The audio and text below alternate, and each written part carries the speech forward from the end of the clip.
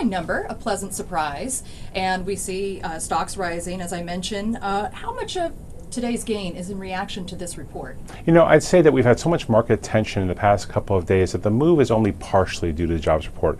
I'd say about a third to a little bit more. The balance of it is a natural snapback from the volatility that we've seen recently, and I think a broader sigh of relief that not only was this month pretty good, but the revisions for the past 2 months that were very choppy and kind of worrisome also lifted confidence that the labor market is on the recovery. Okay.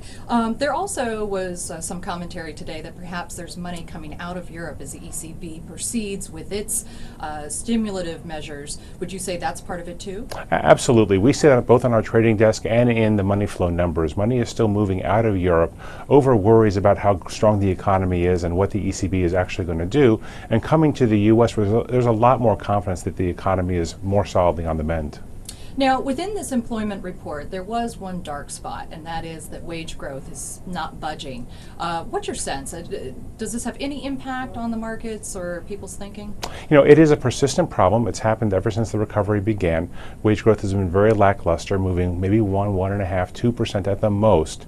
The flip side of that, though, however, is that we are getting very strong profit numbers from corporations, and the two sides of the same coin. So for the lack of wage growth that we're seeing now, we will see probably still very high profit margins when companies start to report next week.